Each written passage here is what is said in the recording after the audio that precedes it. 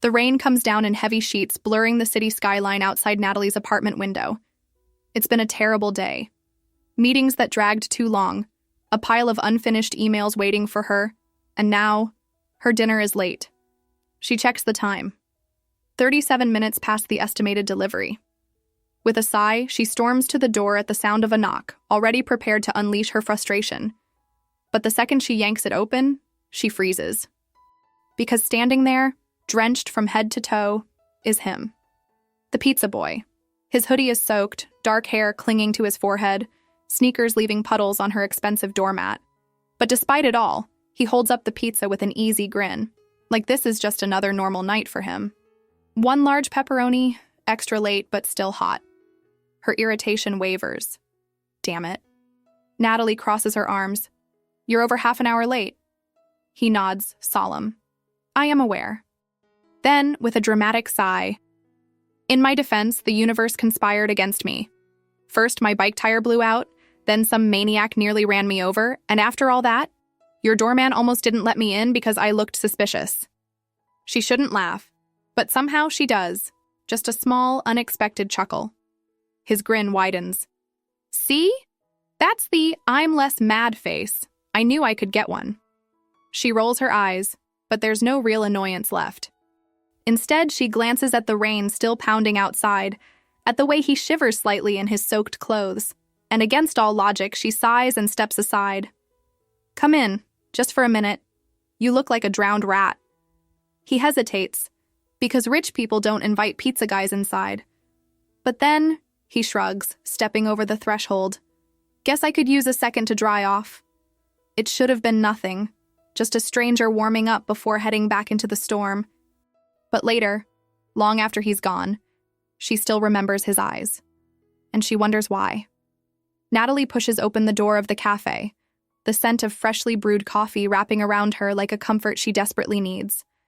She's had another long day, the kind that leaves her head pounding and her patience thin. She just wants a quiet corner, a hot cappuccino, and a few minutes to breathe.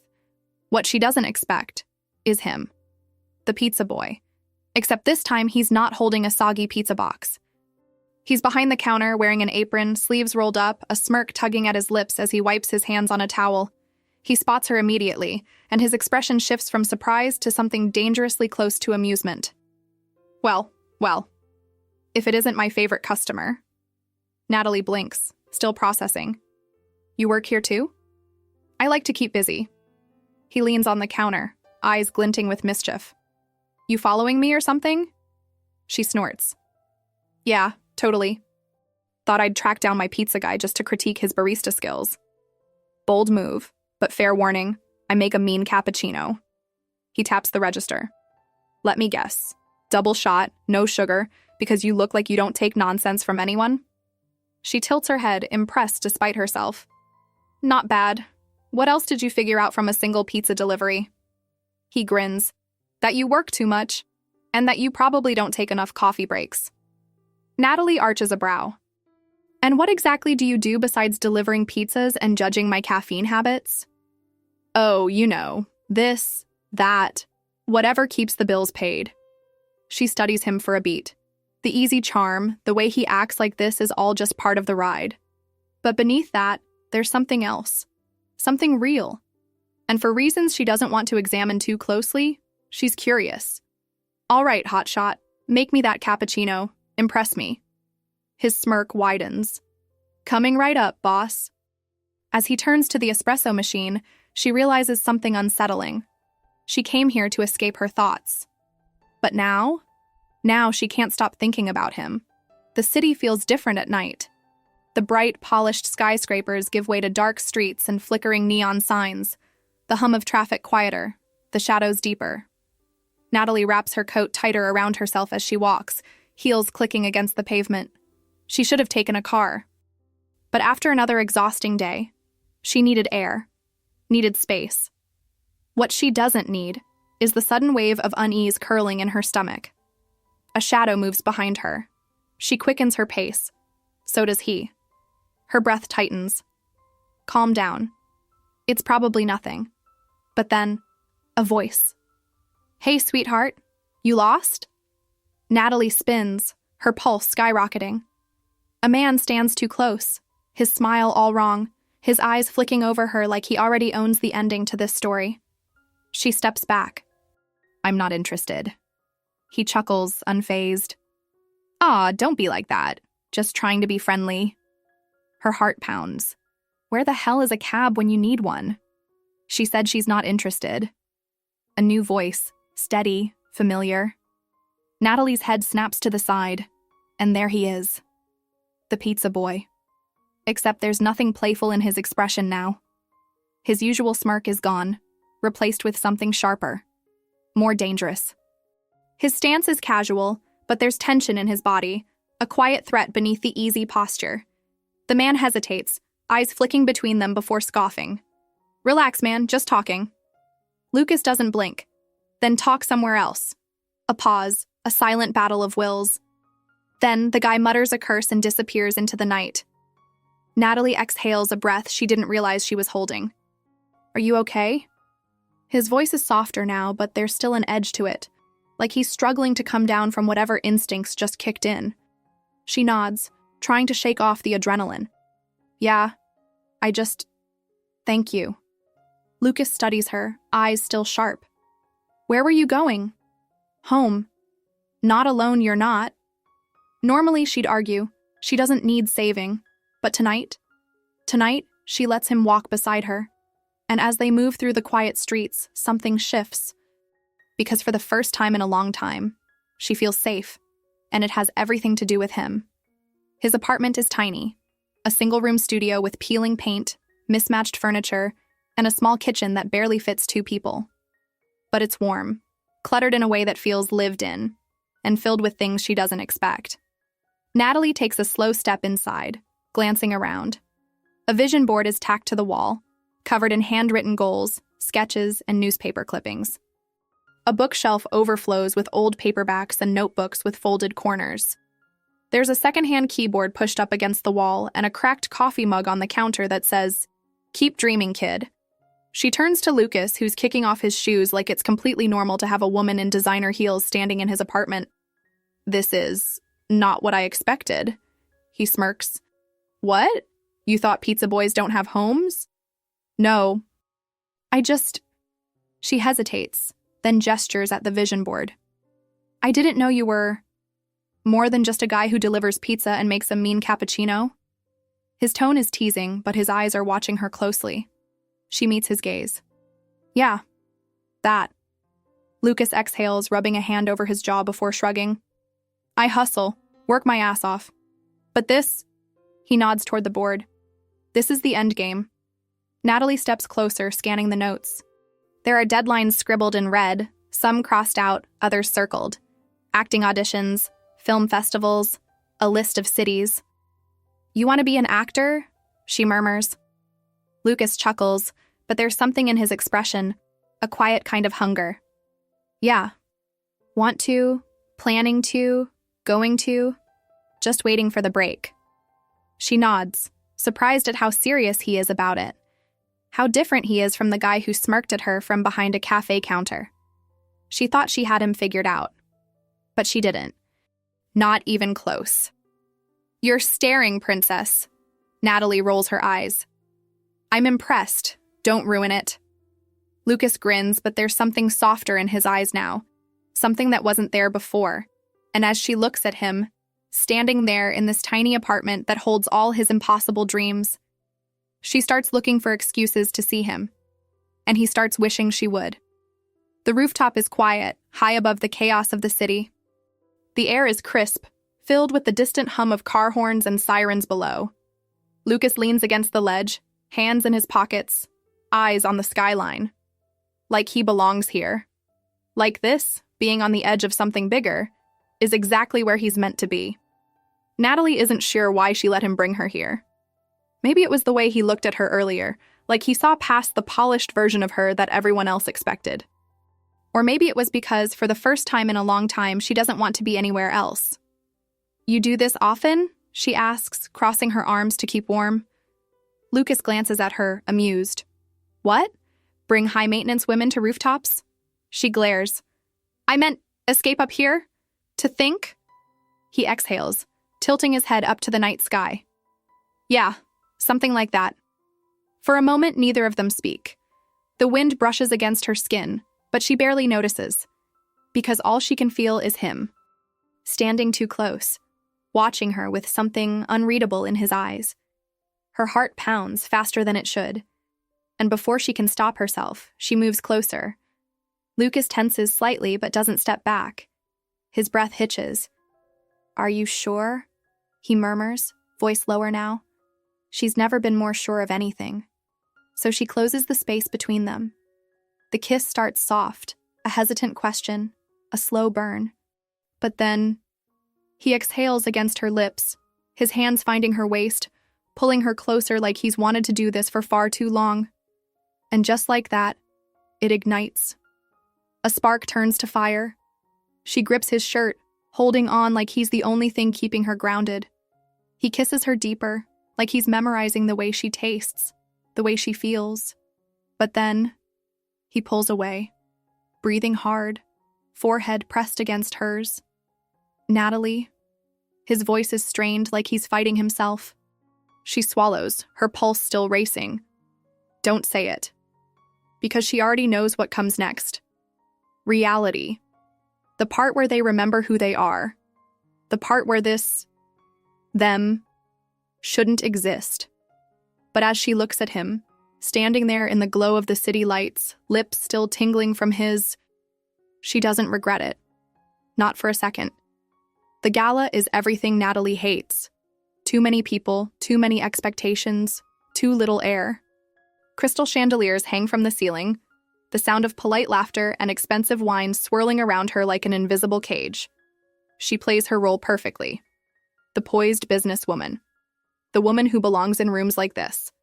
But for the first time, she feels like she's suffocating. Because he's here. Lucas stands near the entrance, dressed in all black, a security earpiece barely visible under his dark curls. He's not part of this world. He's watching it from the sidelines. Watching her. Natalie catches his gaze across the room, and for a split second, nothing else exists. Then someone touches her arm. "Natalie, darling, I was just telling Charles here about your latest investment deal." She forces a smile, nodding, pretending to care. But her mind is elsewhere, because she feels him pulling away, even from across the room, even without a word, she knows. And then, she hears it. A whispered voice from a passing conversation. "Who is she with these days?" "Oh, you haven't heard. Some charity case, a guy who delivers pizzas. Cute, but temporary." Natalie's stomach twists. When she looks back, Lucas is gone. She finds him outside, leaning against the cold stone of the terrace, hands in his pockets. "So that's it?" she says, stepping toward him. He doesn't turn. "I don't belong here, Natalie." Her chest tightens. "I don't care about any of that." He lets out a bitter chuckle. "Maybe you should." She reaches for his arm, but he tenses. "Lucas." "They're right." He finally looks at her, his expression unreadable. "I am temporary." Her throat tightens. "You don't get to decide that for me." For a moment, he hesitates, like he wants to believe her, like he wants to stay. But then, he steps back, and for the first time, she's the one left standing alone. She finds him at the cafe. It's late, long past closing, but the lights are still on. Through the window, she sees him behind the counter, wiping down tables, shoulders tense, head slightly bowed, like he's carrying the weight of something too heavy to put down. She pushes open the door, the small bell chiming. Lucas doesn't look up. But she sees the way his grip tightens on the rag. He knew she'd come. "You've been avoiding me." His jaw flexes. "I've been working." "Don't lie to me, Lucas." His hands still. He exhales slowly before finally lifting his gaze to hers. And just like that, she's tired. Tired of pretending this doesn't hurt. Tired of watching him push her away because he's convinced she deserves something else, something safer. "You're mad," he mutters, rubbing a hand over his face. "No, I'm exhausted." Lucas frowns. "From what?" She lets out a breath that feels like she's been holding it in for weeks. "From chasing you." from waiting for you to realize that I don't care about what anyone else thinks, that I don't want someone else, Lucas. I want you. Silence. A long, heavy pause where everything is hanging between them. His throat bobs as he swallows, his expression unreadable. He looks at her like he wants to believe it, like a part of him already does. But then, he shakes his head. Natalie. She steps closer, close enough that she can feel the heat radiating off of him, close enough that her fingers brush against his wrist. Why are you so afraid to let me love you? His breath catches. For a second, she sees something crack in him. But then, he pulls away. Again. Because one day, you'll regret this. His voice is quiet, rough. And I don't think I could survive that. Her chest tightens. You don't get to decide that for me. He steps back, shaking his head, his hands flexing like he doesn't trust himself near her. This isn't just about what you want, Natalie. It's about what I can give you. And right now? He exhales, looking at her like he's memorizing her, like he knows this might be the last time. It's not enough. And then, before she can say another word, he walks away. Again. And this time, it feels like he just took part of her heart with him. The cafe is buzzing with customers when Natalie gets the call. She barely hears her assistant on the other end. Just a blur of words. Accident. Lucas. Ambulance. Her breath catches. No. She doesn't remember grabbing her coat. Doesn't remember how she gets there so fast. All she knows is that she needs to see him. When she arrives, the cafe is in chaos. A few chairs are overturned, coffee spilled on the floor. One of the other baristas is talking to a paramedic, while a customer nervously explains what happened. He just collapsed. He was working late, looked exhausted. Natalie barely hears them, because all she can focus on is the sight of Lucas, unconscious on the stretcher, pale, his breathing shallow. A tight, panicked feeling grips her chest as she pushes through the crowd. I'm coming with him. The paramedic hesitates. Are you family? Natalie doesn't even blink. Yes. The hospital is too bright, too sterile, too suffocating. She paces the hallway, arms crossed, teeth sinking into her lower lip as she watches the closed door of his room. She's barely held it together since they arrived, barely kept herself from falling apart in front of strangers. But when the doctor finally walks out and says, "He's awake," her knees nearly give out. Lucas blinks at her from the hospital bed, his voice hoarse. You look like hell. Natalie lets out a shaky breath, half a laugh, half a sob. You almost died, and that's the first thing you say to me? His lips curve slightly. Didn't almost die, just overworked, dehydrated. Stress apparently is a thing. She exhales sharply, stepping closer, her hands tightening into fists. Damn it, Lucas. You push yourself until your body literally gives out?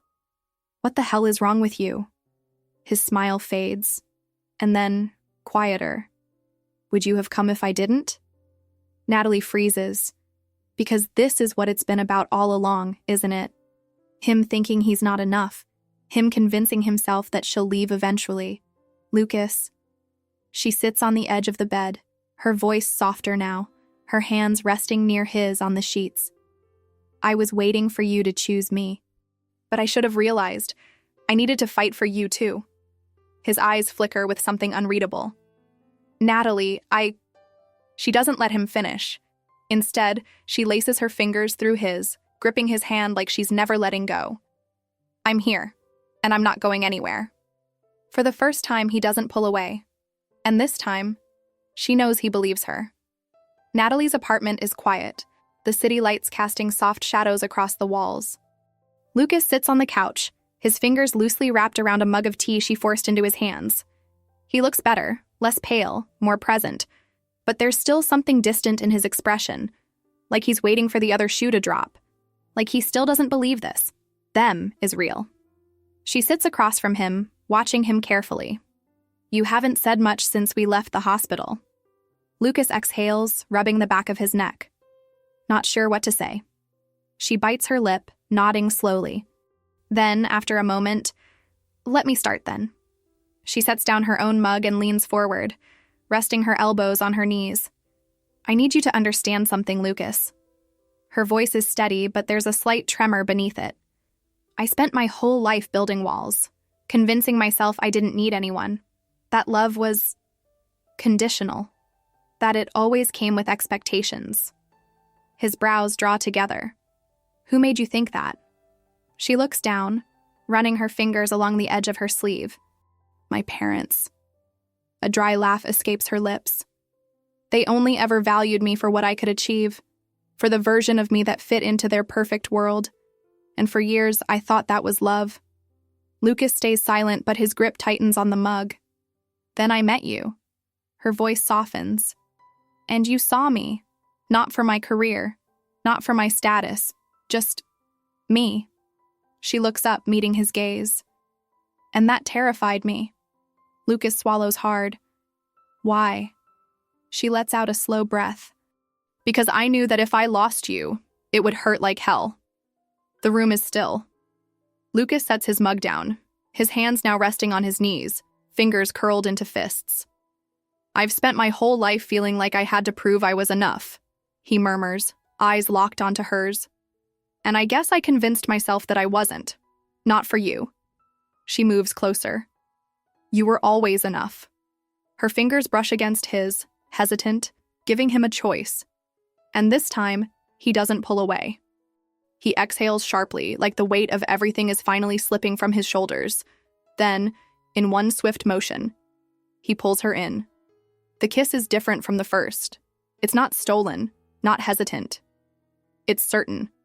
His hands slide into her hair, her fingers clutching his shirt, and everything falls into place. When they finally pull apart, their foreheads pressed together, their breaths mingling, he whispers, I love you, Natalie. She smiles. Took you long enough. This time neither of them runs. The city is alive. The streets hum with movement, the sky a deep shade of indigo, and the neon signs flicker against the pavement like something out of a dream. And this time, she's the one waiting for him. Natalie stands outside the cafe, arms crossed, a smirk playing at her lips as she watches Lucas step onto the sidewalk. No apron, no uniform, just him. His eyes find hers instantly, and that grin, the one that always gets to her, tugs at the corner of his mouth. You stalking me now? He teases. She rolls her eyes. You wish. But she doesn't move, and neither does he. They just stand there for a beat, the weight of everything they've been through settling between them. The stormy nights, the coffee shop encounters, the fights, the near misses, the heartbreak. And yet, here they are, still standing, still choosing each other. Lucas lets out a slow breath, stepping closer, his hands slipping into his pockets. So, what now? Natalie tilts her head, feigning deep thought. I guess we could pretend none of this ever happened. Go back to being a high-maintenance customer and an underpaid delivery guy. His chuckle is low, warm, tempting. Or, she steps into him, closing the space between them, her fingers trailing along the hem of his jacket. You could just kiss me. Lucas exhales a quiet laugh. Yeah? His voice is lower now, softer. That what you want, princess? She smirks. It's what I've wanted from the start. And then, he does. The city melts away, the world blurring at the edges as his lips press against hers, slow and certain. It's different now. No hesitation, no questions. Just the simple truth of them. When they finally break apart, she rests her forehead against his, breathing him in. So, she murmurs, when did you decide to be my superhero? Lucas grins, tucking a strand of hair behind her ear. The day you let me in. And just like that, she knows he's never leaving. Sometimes love doesn't arrive in grand gestures or perfect timing. Sometimes it shows up soaking wet at your doorstep with a late pizza and a cocky grin. Natalie and Lucas weren't supposed to fit. Their worlds were too different, their paths too uncertain. But love isn't about logic, it's about choice. And every single time they chose each other. Through storms, doubts, and second chances, they proved that the best love stories aren't about perfection. They're about finding someone who sees you, truly sees you, and stays. And in the end, that's exactly what they did. Did this story make your heart race? Do you believe love is about fate or choice? Let me know in the comments. And if you want more love stories filled with tension, passion, and unforgettable moments, don't forget to like this video and subscribe to the channel. Because sometimes the best romances start in the most unexpected places.